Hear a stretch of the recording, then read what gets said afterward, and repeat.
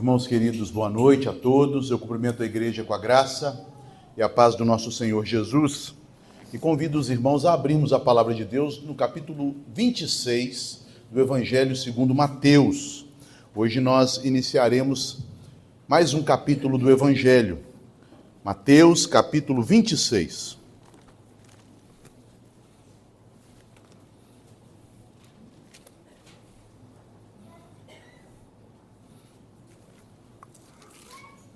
Eu vou fazer a leitura da primeira chamada perícope, ou a primeira sessão, que vai dos versículos de 1 a 5. Mateus 26, dos versos de 1 a 5. Peço aos irmãos que se atentem para a leitura que farei. Assim diz a palavra de Deus. Tendo Jesus acabado todos estes ensinamentos, disse a seus discípulos: Sabeis que daqui a 2 dias celebrar-se-á a Páscoa, e o Filho do Homem será entregue para ser crucificado. Então, os principais sacerdotes e os anciãos do povo se reuniram no palácio do sumo sacerdote, chamado Caifás, e deliberaram prender Jesus à traição e matá-lo. Mas diziam: não durante a festa, para que não haja tumulto entre o povo. Em nossos dias já não é um hábito comum, mas é algo que eu gosto, quando eu tenho oportunidade de ir a Belo Horizonte para frequentar a ópera. Não sei se os irmãos já tiveram esta oportunidade. E a ópera é um tipo de espetáculo artístico interessante, porque é dividido em atos. Elas geralmente são tão grandes que as pessoas ficam até enfadadas de tanto assistir aquele musical, aqueles cantores, e aí toca-se um sinal, termina o ato, fecha a cortina, e as pessoas saem, tem um intervalo, e algumas óperas têm mais de 3 atos. E é interessante que sempre o último ato é o mais importante, é o que os críticos chamam do grande final. É o momento em que as melhores músicas, as melhores áreas, os melhores coros, o momento de maior êxtase, fica para o final, a fim de trazer a maior emoção àqueles que estão contemplando aquele espetáculo.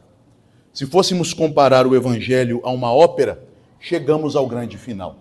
O capítulo 26 é o capítulo que vai narrar a paixão de Cristo, a sua ressurreição e a grande comissão. Tudo no Evangelho, meus irmãos, é importante, mas o grande final é o mais importante. E o capítulo 26 fala disso. Aqui nós cruzamos uma última fronteira do Evangelho de Jesus. Nosso Senhor já havia se manifestado publicamente, curado os enfermos, pregado e anunciado a vinda do reino, chamado o povo judeu ao arrependimento, chamado os seus discípulos e os preparado para a sua missão, enviou os seus discípulos para pregarem as ovelhas perdidas da casa de Israel, assentou-se com eles e os ensinou como mestre e profeta, mas agora o mais importante, o grande final, haverá de acontecer. Jesus se prepara para entregar a sua vida na cruz do Calvário, a fim de remir os nossos pecados, a fim de pagar os nossos pecados e triunfar contra os nossos inimigos, vencendo a morte e reinando sobre tudo e sobre todos. Mas na semana anterior à chegada de Jesus em Jerusalém, ele já havia dado sinais da grande obra da ressurreição que estava por vir. Porque umas 2 semanas antes da sua morte, quando Jesus já se aproximava de Jerusalém, ele pousou na pequena vila na Judéia chamada Betânia. E ali ele realizou o milagre mais destacado, que demonstrou o maior poder de Jesus durante o seu ministério. Ele ressuscitou um morto que já jazia no seu túmulo há 3 dias e cheirava mal. Ele ressuscitou o seu amigo Lázaro. E esta ressurreição foi algo fantástico, porque muitos judeus que já chegavam para Jerusalém, a fim de celebrar 2 semanas depois a Páscoa, estavam acampados em Betânia, que era uma vila que propiciava condições mais econômicas para os pobres que vinham em suas jornadas para a Páscoa em Jerusalém. E muitos foram testemunhas daquele acontecimento. Essas pessoas ficaram tão entusiasmadas com Jesus que elas creram que ele era o Cristo, o Messias, o Salvador que haveria de vir. Elas então, alguns dias depois, seguem a Jesus em uma grande caravana. E quando Jesus entra na cidade, 5 ou 6 dias antes do que lemos aqui no capítulo 26, elas o aclamam como rei.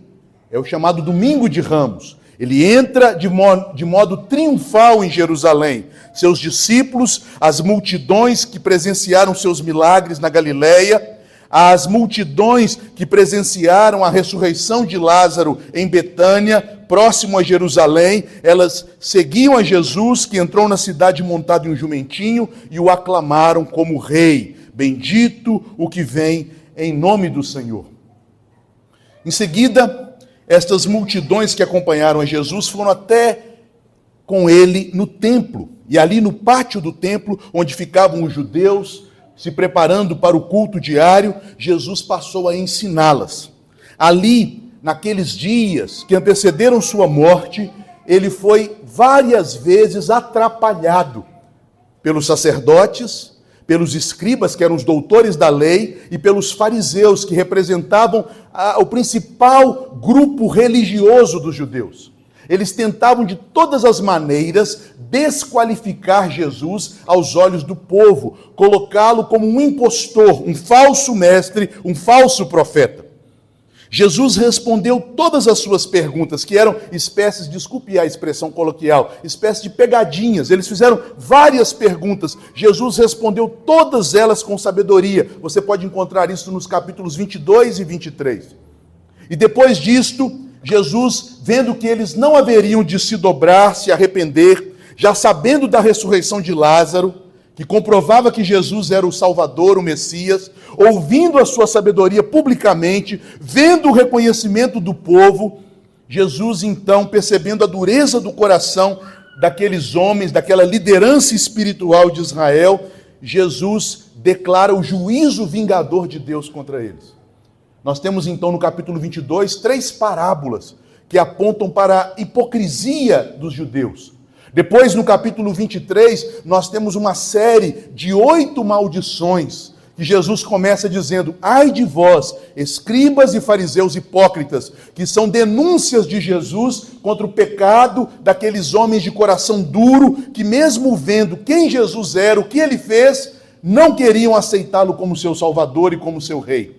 E por fim, Jesus então sai do templo, e ajuntando-se com seus discípulos, capítulos 24 e 25, ele prega o seu último sermão antes de morrer.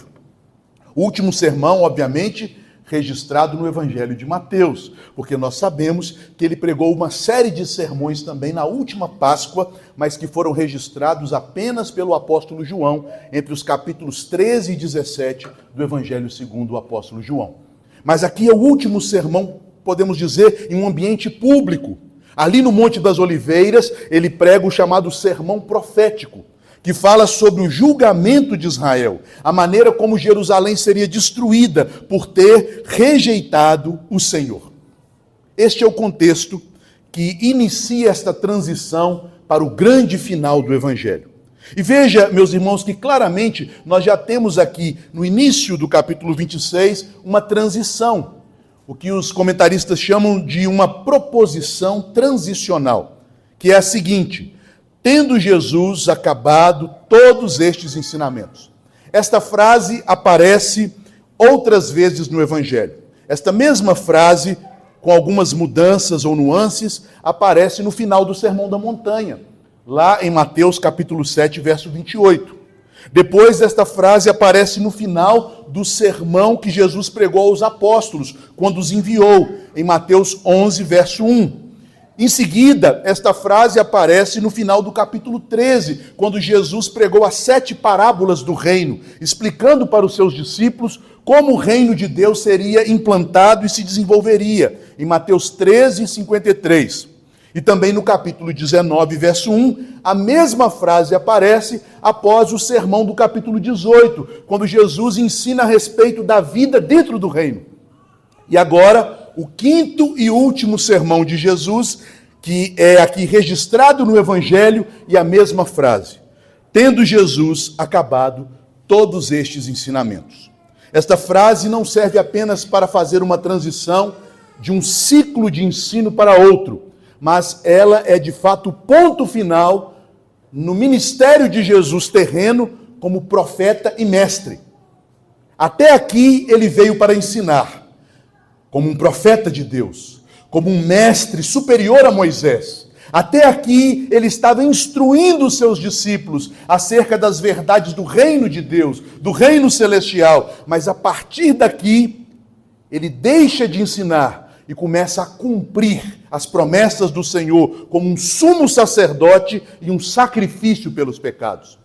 O ministério de ensino tem o seu término para começar agora o ministério sacrificial de Jesus, para tirar o pecado dos homens, para purificá-los de suas faltas.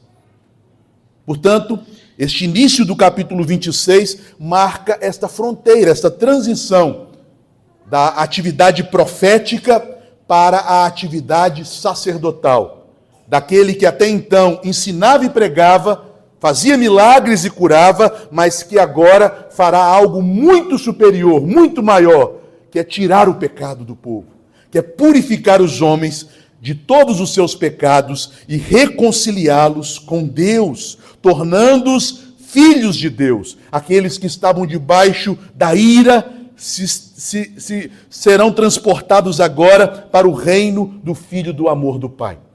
Portanto, há uma finalização e uma transição aqui. E o que nós aprendemos neste momento com esta declaração de Jesus, que está contrastada com os planos dos escribas, fariseus e do sumo sacerdote. Neste momento de transição, quando o Evangelho volta a nossa atenção para Cristo, que é o sumo sacerdote, que oferece o sacrifício, mas que também é o próprio sacrifício, o cordeiro que é oferecido, neste momento nós vemos que Cristo se entrega voluntariamente como um cordeiro pascal que governa soberanamente os homens. Ele se entrega como um cordeiro, mas ele não deixa de ser o Deus soberano que governa até os seus inimigos. Vejam como podemos perceber estas coisas neste texto, em seus detalhes. Cristo se entregando, mas Cristo também governando. Cristo não foi como alguém sem poder, alguém frágil para a cruz, mas ele foi como Deus Todo-Poderoso, que voluntariamente se entregou para a cruz e preparou tudo para aquela hora. Em primeiro lugar, aqui neste verso 2, na declaração de Jesus, nós o vemos como Filho do Homem, que é o Cordeiro Pascal que se entregou por nós. Jesus, ele chama os seus discípulos. E aqui um grande comentarista bíblico, Dan Carson, um comentarista batista, ele diz que este texto é uma obra-prima de ironia. Porque o juiz do universo, o rei ungido de Deus, o glorioso Filho do Homem, que está sentado nas alturas para julgar os homens, ele vai ser julgado. Ele vai ser colocado como um réu. Ele vai ser tratado como um criminoso. Mas nada disso foge aos planos de Deus e ao próprio plano do Senhor Jesus. Ele veio para estas coisas. Nada aqui escapa aos seus intentos. Por isso Jesus deixa claro aos seus discípulos, ele usa o verbo saber. Ele está dizendo, saibam disto, tenham consciência disto. A minha morte não será algo acidental. Sabeis que daqui a 2 dias haveremos de comemorar a Páscoa. Meus irmãos, é a mesma coisa de chegarmos para uma pessoa no dia 23 de dezembro e falarmos, daqui 2 dias é o Natal. Isso é óbvio, não é? Mas Jesus não está falando uma obviedade. Ele está aqui fazendo uma previsão da sua morte. Ele está associando a comemoração da Páscoa à data da sua morte.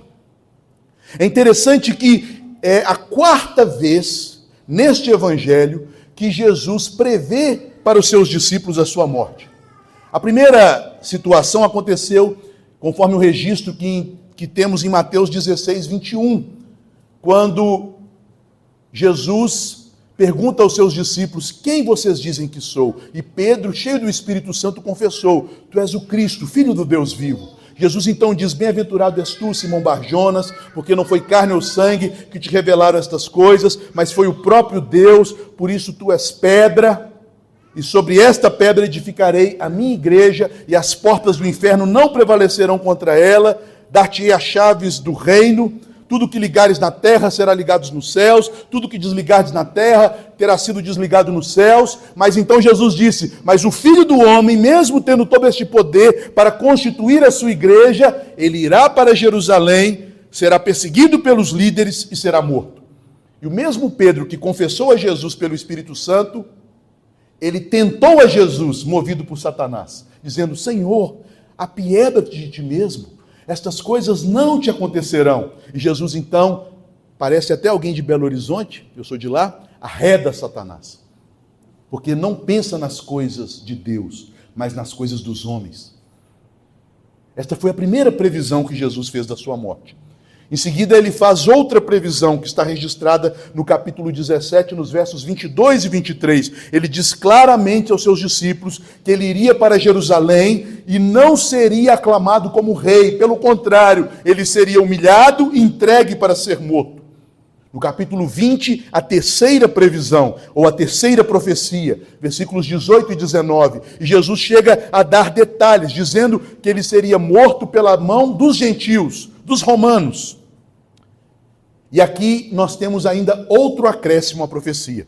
Pela quarta vez, Jesus, ele vaticina, ele profetiza que ele haveria de morrer e agora ele marca a data. Daqui 2 dias é a Páscoa, daqui 2 dias o Filho do Homem será entregue. Daqui 2 dias eu haverei de morrer. Jesus demonstra que a sua morte não é algo que os homens causaram a ele, mas é algo que ele mesmo quis receber por amor de nós. Na Páscoa ele haveria de morrer.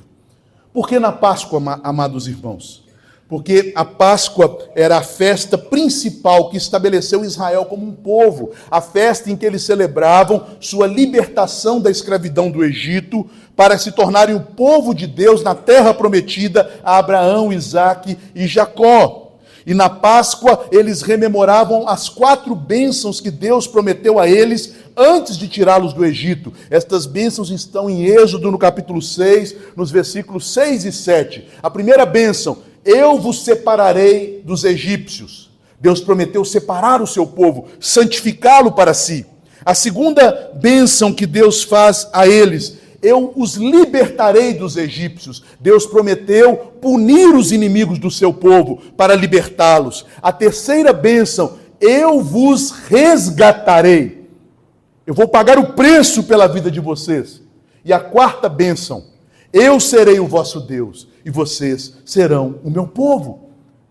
Todas as bênçãos prometidas por Deus na Páscoa só se cumpriram de maneira provisória, parcial, no Êxodo, porque elas só puderam se cumprir de tal modo que fôssemos resgatados do pecado, fôssemos libertados dos nossos inimigos, fôssemos redimidos do nosso pecado e experimentássemos uma comunhão com Deus genuína, inquebrantável. Isto só poderia ser feito por meio de Jesus. É por esta razão que quando ele se manifesta a primeira vez no início de seu ministério público, o profeta que o anunciou e o antecedeu, João Batista, conforme está em João, capítulo 1, verso 29, disse à multidão, quando visualizou Jesus chegando às margens do Jordão: este é o Cordeiro da Páscoa. Este é o Cordeiro de Deus que tira o pecado do mundo. Este é o Cordeiro do resgate. E o apóstolo Paulo, então, pelo Espírito Santo, afirma em 1 Coríntios 5, 7, que Cristo é o nosso Cordeiro Pascal. Ele é o Cordeiro que nos redime, que nos resgata, que nos reconcilia com Deus, que nos santifica. Nele, todas as promessas de Deus ao seu povo, que eram sinalizadas na celebração da Páscoa, se cumprem. Ele é a verdadeira Páscoa. A Páscoa, desde o momento em que ela foi instituída, lá no Egito, quando o cordeiro foi morto para substituir o primogênito, a Páscoa já foi instituída para que o povo de Israel recebesse as promessas daquele que é o primogênito do Pai, que viria, o seu unigênito e primogênito, para nos substituir por meio da sua morte. Por isso ele disse: daqui 2 dias é a Páscoa, o Filho do Homem será entregue para morrer. Eu vim para morrer na Páscoa. O Filho do Homem será entregue. Vejam que o verbo está traduzido num futuro, mas no original o verbo está no tempo presente. Os comentaristas chamam isso de um presente profético. É como se ele dissesse: o Filho do Homem já foi entregue, é entregue para ser crucificado. Porque conforme a Bíblia nos diz, ele veio para isto. A palavra do Senhor nos revela em Apocalipse que Jesus é o Cordeiro de Deus, o Cordeiro morto, antes da fundação do mundo. É o plano de Deus. Em João, no capítulo 10, versículos 17 e 18, Jesus declara esta verdade aos seus discípulos, quando ele declara as seguintes palavras: a minha vida ninguém a tira de mim, eu mesmo a dou, eu mesmo a torno a reaver. E ele diz: a minha vida eu a dou pelas minhas ovelhas. Ele entrega a sua vida.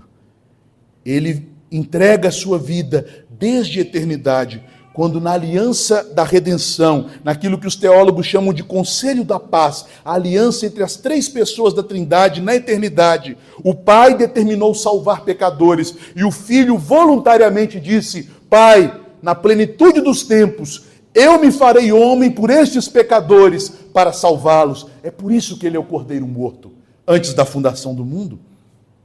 Esta verdade nós encontramos em Efésios, no capítulo 1, nos versículos 3 e 4, quando o apóstolo Paulo louva a Deus o Pai, dizendo: bendito seja Deus e Pai de nosso Senhor Jesus Cristo, que nos tem abençoado com toda sorte de bênçãos espirituais nas regiões celestiais em Cristo Jesus, porque ele nos escolheu nele antes da fundação do mundo. A sua vida foi entregue antes da fundação do mundo. É por isso que o verbo está no presente, um presente profético. O que aconteceu na cruz já estava determinado. Foi o que ele disse: para isto eu vim. Eu vim para dar a minha vida. Eu vim para entregar a minha vida. Na Páscoa, o povo de Deus celebrava a maior bênção que fora dada a eles no Antigo Testamento, sua libertação da escravidão e sua constituição como povo. Agora, em Cristo, nossa verdadeira Páscoa, celebramos que Deus nos libertou do império das trevas e nos tornou seus filhos, seu povo, cidadãos dos céus, ovelhas do seu rebanho, filhos muito amados. Daqui 2 dias, celebrar-se-á a Páscoa, o Filho do Homem será entregue. Mas vejam, meus irmãos, o que os homens intentavam, nos versículos 3 e 4.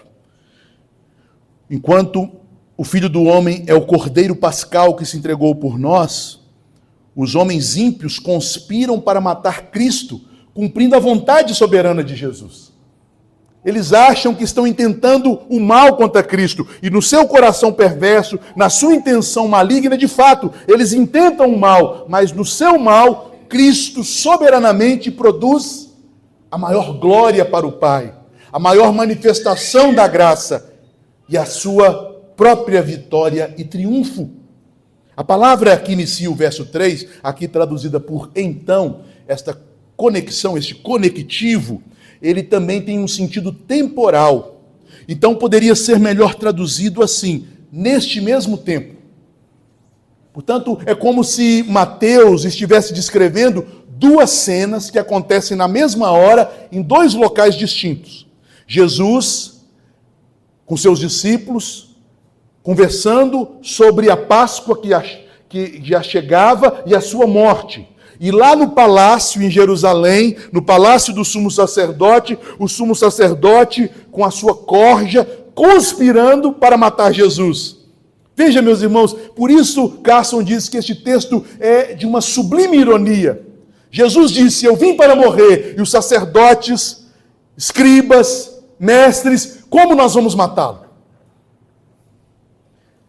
No mesmo tempo em que Jesus dizia para os seus discípulos que daí 2 dias ele morreria, há uma reunião maligna, coordenada e orquestrada pelo inferno, intentando planos para matar o Senhor Jesus.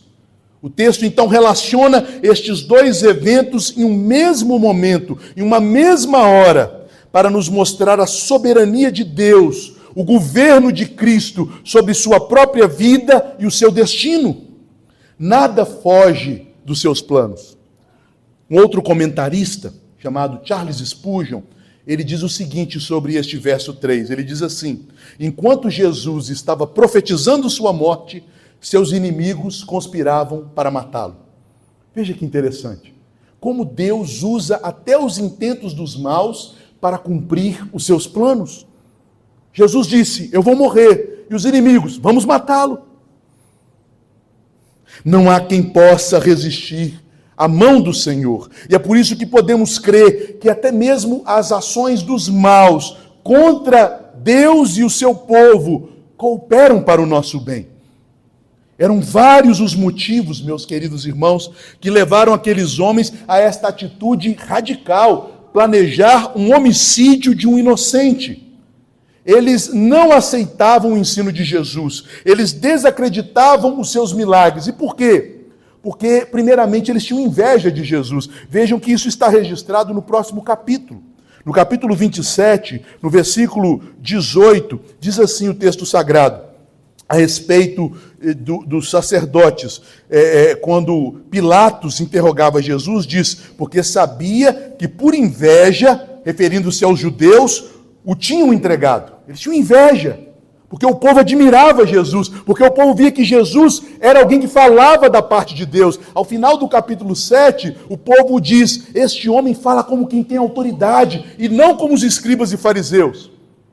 Mas também, conforme nós lemos, ali em João no capítulo 12, quando o Sinédrio, que era o tribunal máximo dos judeus, se reuniu para ver o que eles fariam com Jesus, tendo em vista que chegou no Sinédrio o conhecimento de que Jesus havia ressuscitado Lázaro, Caifás, o sumo sacerdote, ele arquitetou a morte de Jesus porque ele tinha interesse político e econômico. Olha, convém que este homem morra para que não perdamos o nosso lugar. No sentido, para que não perdamos o nosso status, nosso poder, nossa riqueza, e os romanos venham e nos tirem daqui. Naquela época, os sacerdotes eram nomeados pelo Império Romano, e eles exploravam o templo, algo que não acontece mais em nossos dias, como um instrumento de ganho. Eles exploravam as ofertas, eles comercializavam os animais dos sacrifícios. Imagine, uma pessoa viajava centenas de quilômetros com seu animal para oferecer. O sacerdote vinha: não, esse aqui não passa não, esse aqui não serve, tem que comprar o nosso. Quanto que é o nosso? É 10 vezes o preço do seu. Ah, mas eu tenho aqui tantos reais. Não, a gente não aceita real não, tem que fazer o câmbio, a gente só aceita euro. Por isso haviam cambistas, só aceitavam uma moeda no templo, que era a moeda mais valorizada da época. Só aceitavam o sacrifício dos animais que eram criados pelas fazendas dos sacerdotes. Eles temiam perder o seu lugar, o seu status, a sua riqueza. E vejam onde eles se reuniram. Vejam o que o texto diz. Estavam reunidos no palácio. Ele morava em um palácio.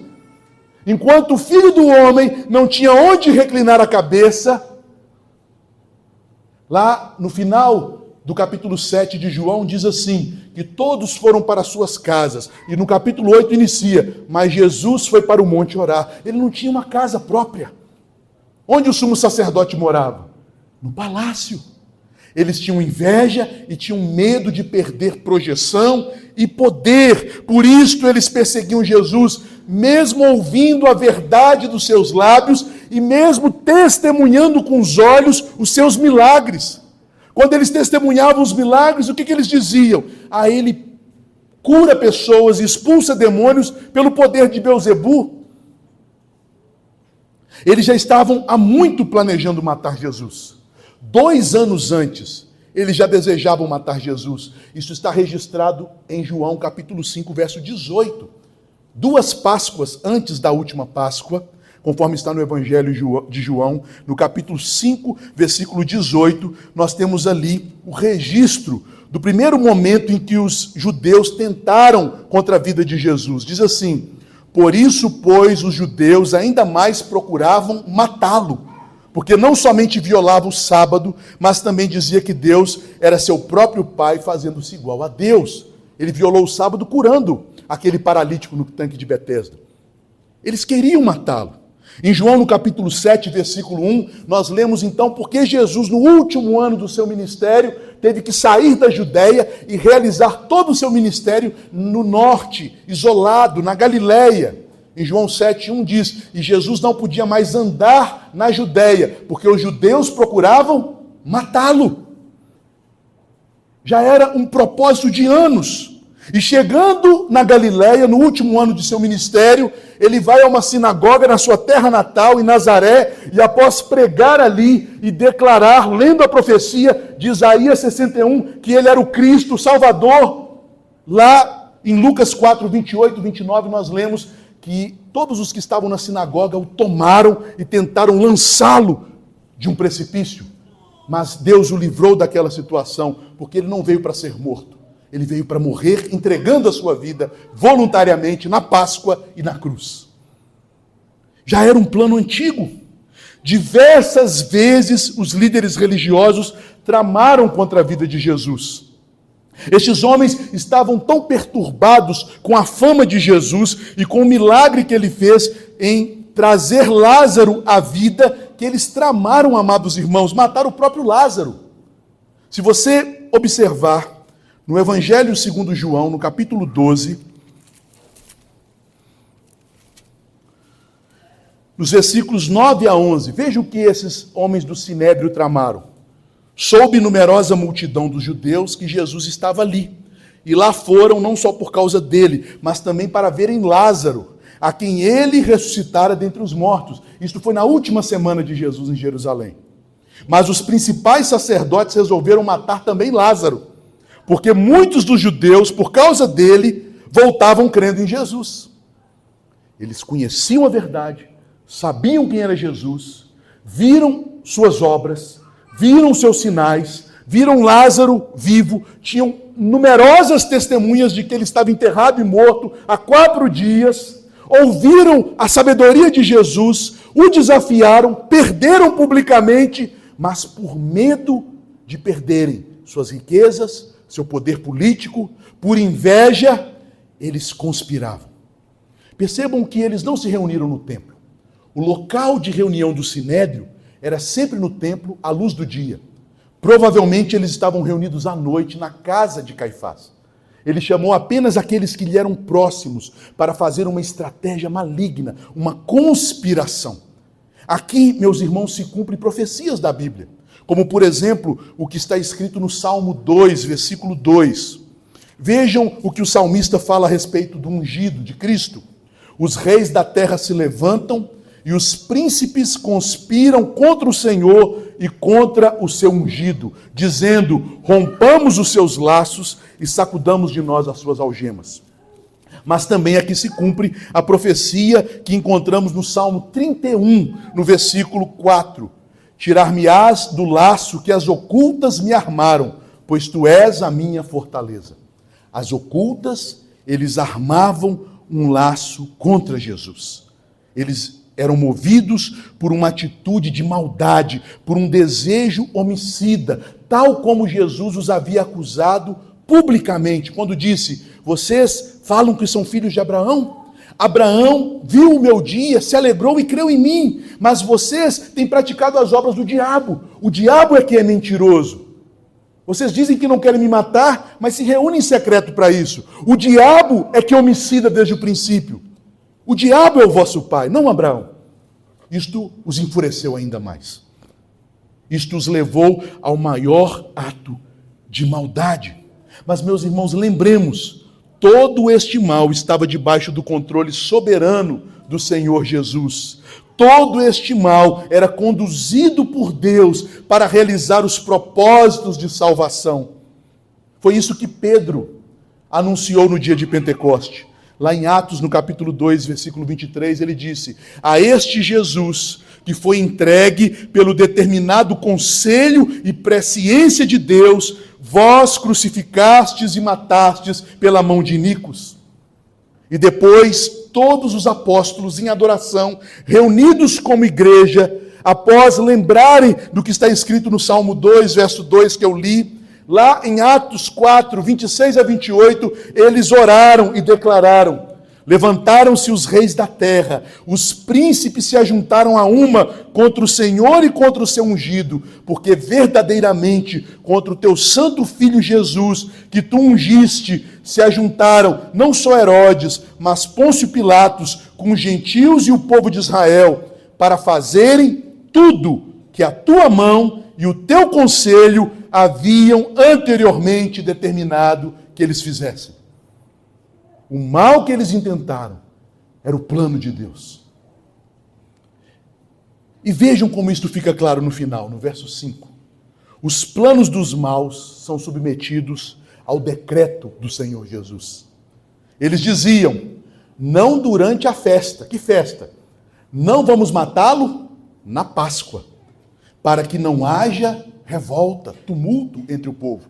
Eles temiam. Então o que eles planejaram? Vamos esperar a Páscoa acabar, as multidões voltarem para suas casas, para suas cidades, porque nos dias das festas religiosas, a população de Jerusalém aumentava 4, 5 vezes mais. Havia uma grande e numerosa multidão na cidade. Então vamos esperar a dispersão, e quando ele estiver aí voltando nas estradas, nós planejamos uma forma de acabar com a vida dele.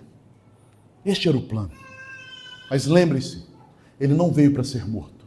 Ele veio para entregar a sua vida como cordeiro pascal na Páscoa.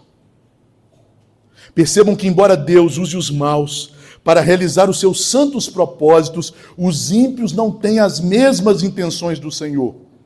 Os líderes judeus planejaram matar Jesus após a Páscoa. Eles temiam a reação do povo que cria em Jesus. Seu intento era esperar que todos voltassem e então traiçoeiramente eles atacariam, como raposas, como aves de rapina. Mas esta parte de seu plano malogrou, porque não estava no plano de Deus. Jesus não veio para ser morto. Jesus veio para entregar a sua vida pelos nossos pecados.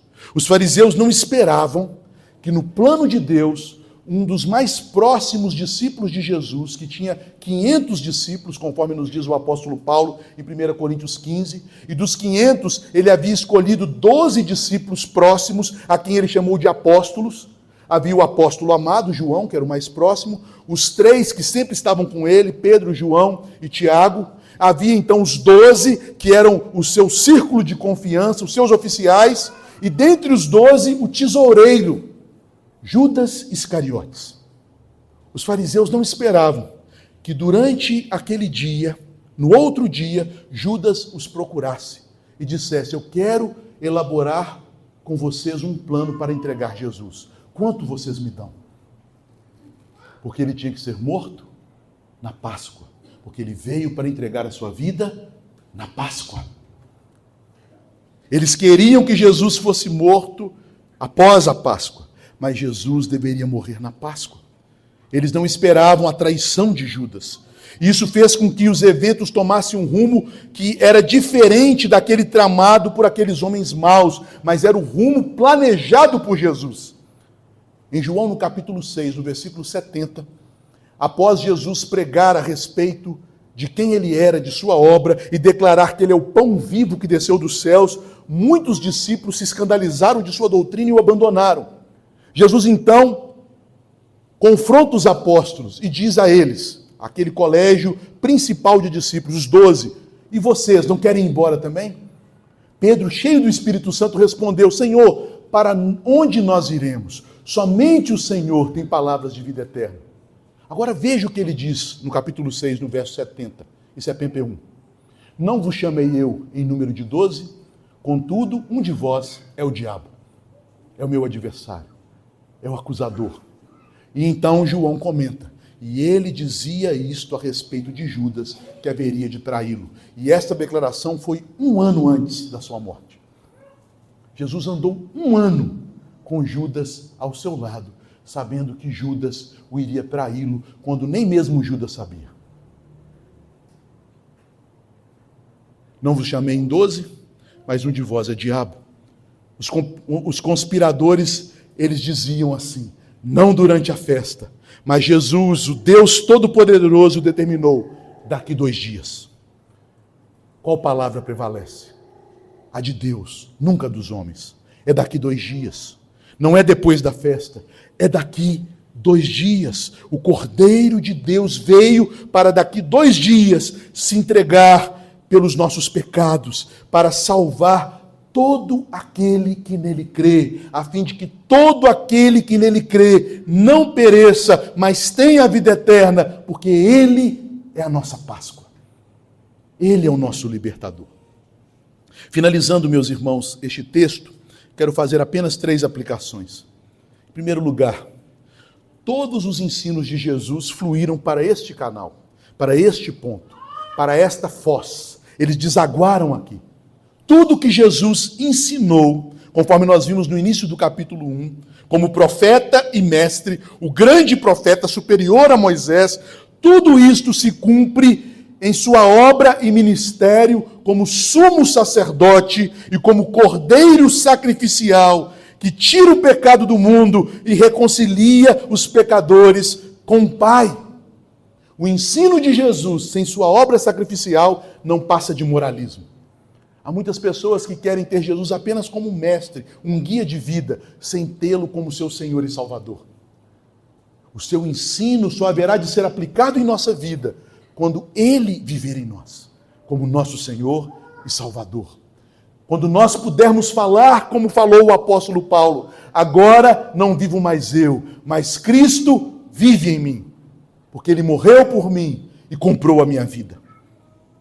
Se você ainda não entende Jesus desta maneira, se você ainda não tem esta experiência com Jesus, você pode ter muita consideração por Ele, mas esta consideração não haverá de te livrar dos seus pecados, não haverá de te reconciliar com Deus. Você precisa crer nele e ter uma experiência com Ele como o Cordeiro de Deus, que morreu na cruz para que todos os seus pecados fossem pagos e a graça de Deus, abundante e rica, fosse derramada sobre você. Em segundo lugar, o Evangelho, meus irmãos, tem o seu ponto climático, o grande finale, na paixão do nosso Senhor, na cruz. Este é o ponto principal. Ele veio ao mundo desde o nascimento, aquele menino nasceu para morrer. Era costume dos pastores, nos dias bíblicos, quando um cabrito, uma ovelha, dava sua cria, geralmente são 2 filhotinhos, não é assim? E aí, o primeiro que saiu é o primogênito, e pela lei o primogênito tinha que ser sacrificado. Então o que eles faziam? Eles pegavam o primeiro cabritinho, enrolavam em uma faixa e colocavam na manjedoura, para lembrar, é esse aqui que vai ser sacrificado. Desde que Jesus nasceu, não foi isso que aconteceu no Natal? Quando os pastores vieram e foram a primeira testemunha do Natal, o que eles viram? Viram um cordeiro enrolado em faixas e uma manjedoura que nasceu para morrer. Foi para isso que ele veio. Ele veio para ser o Cordeiro de Deus, o Cordeiro da Páscoa, que nos traz a paz. Ele é a justiça de Deus. Nada do que você faz é aceito por Deus como justiça, porque Deus exige perfeição. E a perfeição que Ele exige, em sua infinita bondade, Ele dá, e ela é Cristo. Quando somos revestidos de Cristo, somos perfeitos para chegarmos na presença de Deus. Quando nos vestimos dos méritos dEle, somos então justificados pela fé nele. E por fim, os intentos dos homens maus, dos ímpios, cumprem aquilo que Deus decretou, na medida que Deus decretou. O mal nunca excede o que Deus decretou. Eles intentaram que Jesus morreria. Isso estava no plano de Deus? Sim, se cumpriu. Eles intentaram que Jesus morreria após a festa. Isso estava no plano de Deus? Não, não se cumpriu. Por isso, pare e pense. Será que as coisas ruins que nos sobrevêm não estão no controle de Deus? Será que Deus não as usa para o nosso bem, na medida em que Ele quer que passemos por elas? Será que a Bíblia não nos ensina isto quando ela diz que não nos sobrevém tentação que não seja humana, porque Deus, juntamente com a tentação, nos dá o escape? Ou então, quando o apóstolo afirma que todas as coisas, até mesmo os males que padecemos, procedem de Deus e cooperam para o nosso bem, para aqueles que amam a Deus e foram chamados para viverem segundo o seu propósito. Meus irmãos, não nos esqueçamos desta maravilha da doutrina da providência de Deus. Tudo Deus faz, agindo inclusive até mesmo com a ação dos homens maus, para cumprir propósitos santos que glorificam o nome dele e produzem o bem para aqueles que amam a Deus, para aqueles que estão em Cristo Jesus. Se você crê nisso, você encontrará grande consolo nas horas da aflição. O consolo que o crente tem não é sempre o livramento do sofrimento, mas é saber que no sofrimento Deus tem um propósito para nós e que no sofrimento Cristo está conosco, porque Ele mesmo sofreu por nós.